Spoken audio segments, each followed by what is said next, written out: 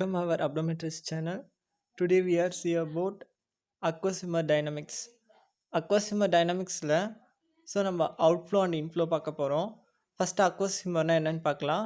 Aqueous ஹிமர்ன்றது நம்ம last வீடியோவில் வந்து ஐஓபியோட ப்ரெஷர் வந்து நம்ம எப்படி மெயின்டைன் பண்ணுறதுன்னு சொல்லியிருந்தீங்களா, அங்கேயே வந்து நான் அக்வஸோட ஒரு இன்ட்ரொடக்ஷன் கொடுத்துருக்கேன். ஸோ இருந்தாலும் நான் இப்போ ஒரு சின்ன இன்ட்ரொடக்ஷன் கொடுக்குறேன். அக்வஸ் ஹிமர்னு பார்த்தீங்கன்னா அது எப்படி சொல்கிறதுனா செமி சாலிட் கொஞ்சம் லைட் அது லைக் எப்படி இருக்குன்னா தண்ணியும் லைட்டாக சாலிடும் கலந்த மாதிரி இருக்கும். அது வந்து நம்ம ஐயில் வந்து ப்ரொடியூஸ் ஆகுது. அந்த ப்ரொடியூஸ் ஆகிறது வந்து பார்த்திங்கன்னா நம்மளுடைய ஆன்டீரியர் ஆன்டீரியர் ஆன்டீரியர் ஆங்கிளில் வந்து அது ட்ரைன் ஆகுது. அது ட்ரைன் ஆகிறத நம்ம டிபெண்ட் பண்ணி தான் நம்மளுடைய ஐஓபி வந்து இன்க்ரீஸ் ஆகுதா டிக்ரீஸ் ஆகுதா. அது டிக்ரீஸ் ஆனால் என்ன ஆகும், இன்க்ரீஸ் ஆனால் எப்படி என்ன ஆகும்னா ஸோ க்ளக்கோமா வரும். அந்த க்ளக்கோமா பற்றி நம்ம லாஸ்ட் வீடியோவில் வந்து பார்த்தோம் அதோட காசஸ் என்னென்னு. ஸோ அதனால் ஐஓபி வந்து எப்படி மெயின்டைன் பண்ணுறதுன்ட்டு நம்ம பார்த்தோம். ஸோ இப்போ வந்து நம்ம என்ன பார்க்க போகிறோம்னா அக்வஸ் ஹிமரோட டைனமிக்ஸ் வந்து பார்க்கலாம். ஸோ ஃபர்ஸ்ட் ஆஃப் ஆல் இது வந்து யூனிவர்சிட்டி எக்ஸாமில் கேட்குறதுக்கு ரொம்ப ரொம்ப ரொம்ப அதிக வாய்ப்பு இருக்குது. ஸோ ஈஸியாக நீங்கள் எக்ஸாம் பாயிண்ட் ஆஃப் வியூ மட்டும் நான் உங்களுக்கு சொல்கிறேன், நீங்கள் எழுதலாம். If you ready, let's get start now. Aqueous hemodynamics includes aqueous inflow and outflow. இன்ஃப்ளோனா உள்ள ஃபார்மேஷன் ஆகிறது, அவுட்ஃப்ளோ மீன்ஸ் ட்ரைனேஜ் ஆகிறது. அது எப்படி நடக்குதுன்னு பார்க்கலாம். Aqueous production remain constant still IOB is raised to 50 mmHg and over. அதாவது 50க்கும் மேலே போகும். ஆக்சுவலி நார்மல் வந்து பார்த்திங்கன்னா 10 to 21 mmHg.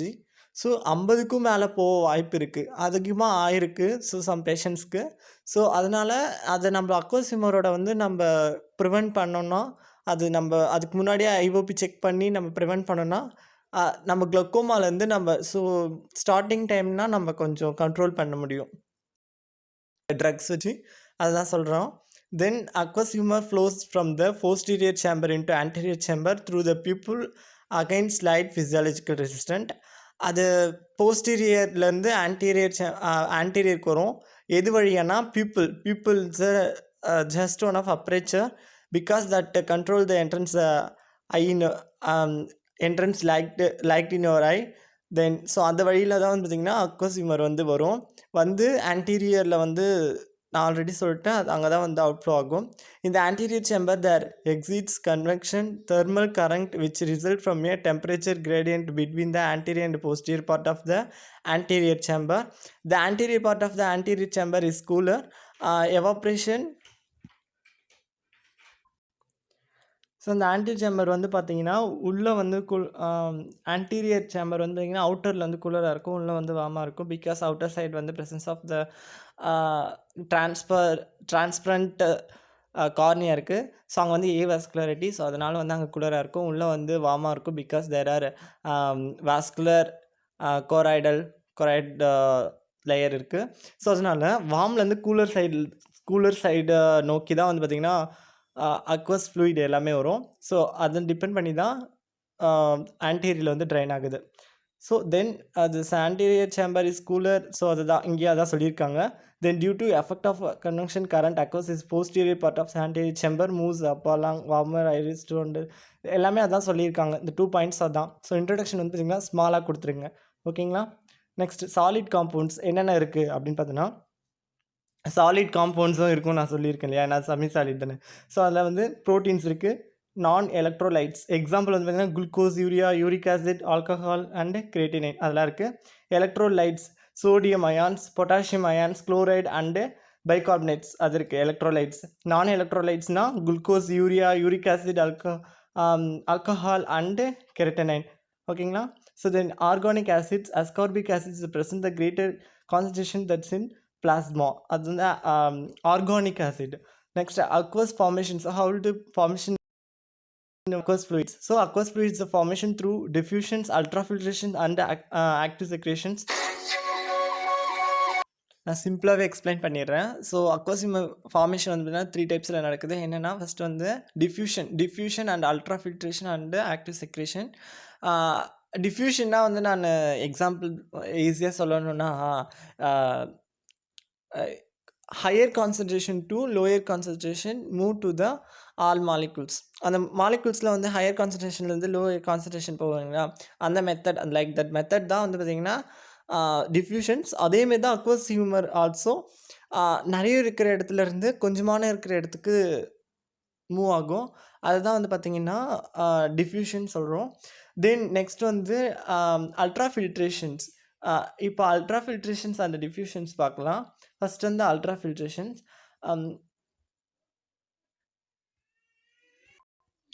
ஸோ நம்ம வந்து அல்ட்ரா ஃபில்ட்ரேஷன் பார்க்கும்போது hydrostatic pressure pushes plasma through fenestrated capillaries to create an unfiltrate within the stem of the ciliary process.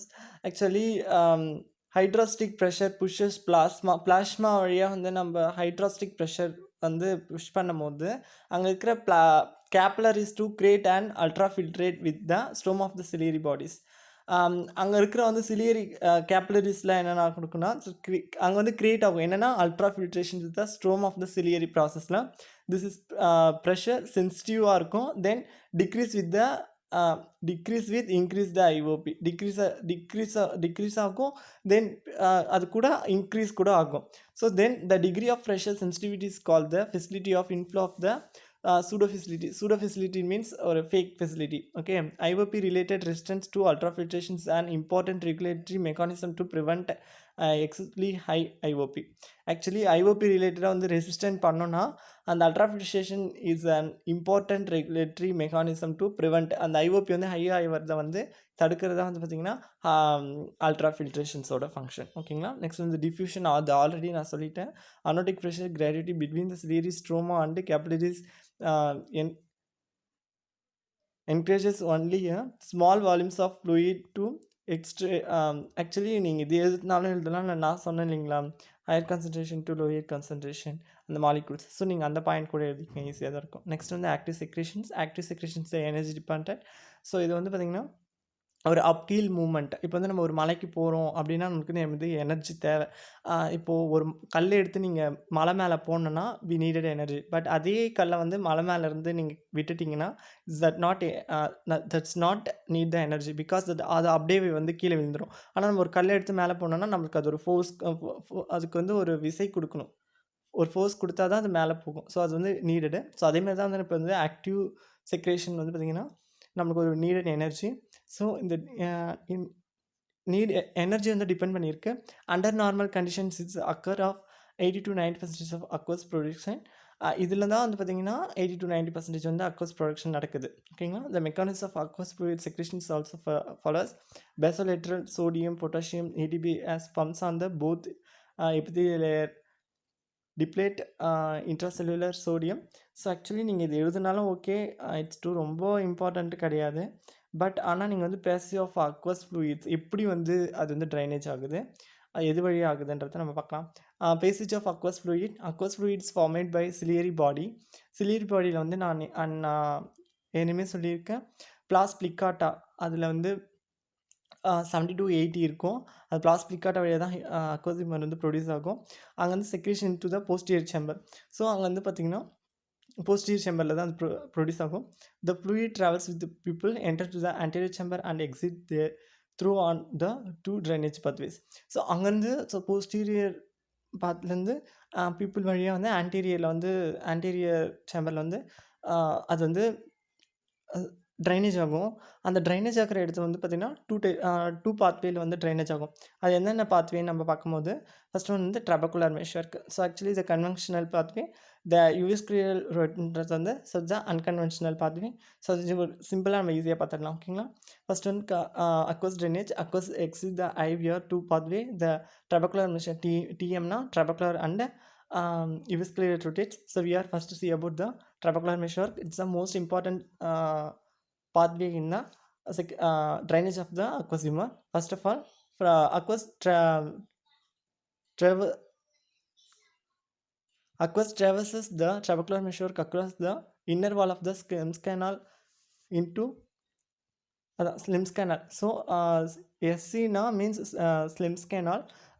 அது வந்து பார்த்தீங்கன்னா, from this the process into collector channel, aqueous veins and into episcleral vein. Its account for the majority of aqueous drainage to 50 to 75%. This may increase with age. This pathway's pressure sensitivity outflow increase with the greater IOP. The degree of pressure sensitivity is called the facility of trabecular outflow facility.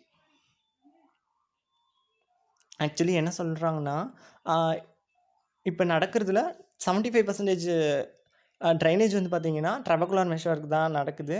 இதோட pathway எப்படி இருக்குன்னா, actually first வந்து ட்ரபகுலார் மெஷருக்கு, தென் collector சேனலுக்கு போகும். Collector சேனல்லேருந்து aqueous vein, அக்வஸ் வெயின்லேருந்து episcleral vein, episcleral வெயினில் இருந்து ஆப்தால்மிக் வெயின். ஓகேவா?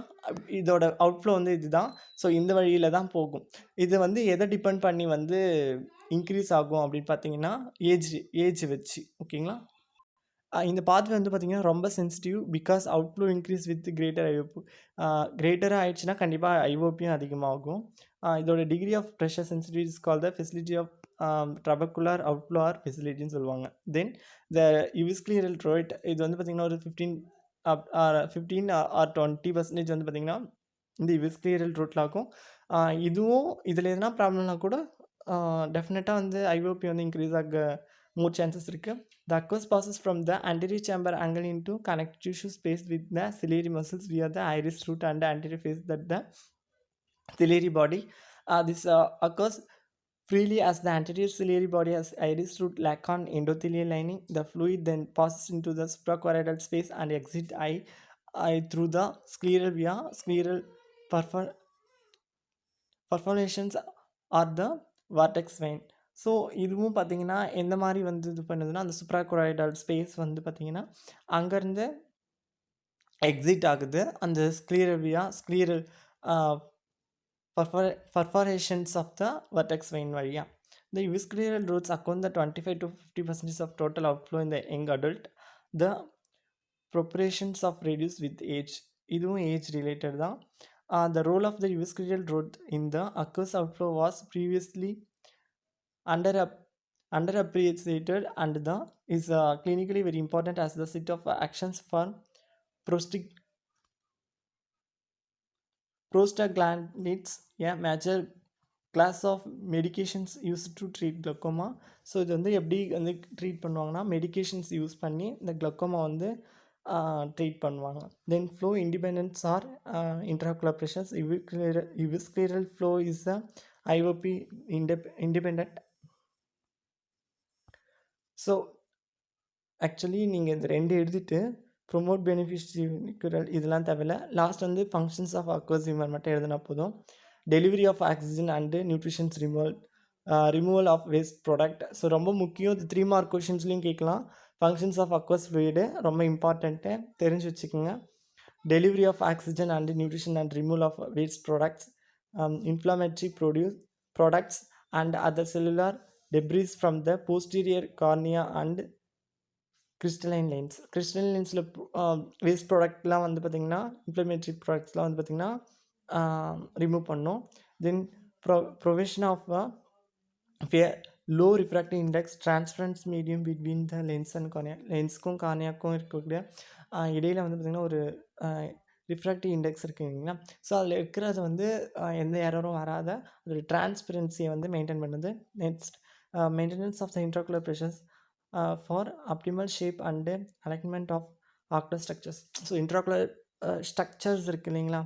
இப்போது கார்னியலோட ஸ்டீப்பர்ஸ் அந்த ஷேப்புக்கு, லென்ஸோட ஷேப், அதோட ஸ்டீப்பர்ஸ், ஸோ அந்த கர்வேச்சர்ஸ் அது எல்லாமே வந்து பார்த்திங்கன்னா இதோட அக்வஸ் இருக்கிறதால தான் நம்மளுடைய ஐபால் வந்து கரெக்டாக ஒரு குளோப் ஷேப்பில் இருக்குது. ஸோ ஒரு ஸ்பியர் ஷேப்பில்.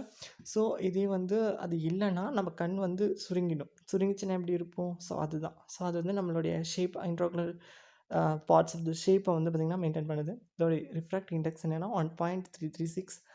காம்போசிஷன் அண்ட் வாட்டர் கண்டென்ட் வந்துன்னா 98.92%. சாலிட் வந்துன்னா 1.08%. அதில் தான் என்ன இருக்குன்னா எலக்ட்ரோலைட்ஸ் இருக்குது, ப்ரோட்டீன்ஸ் இருக்குன்றதை பார்த்தோம். So thank you so much. If you have any doubts please ask me.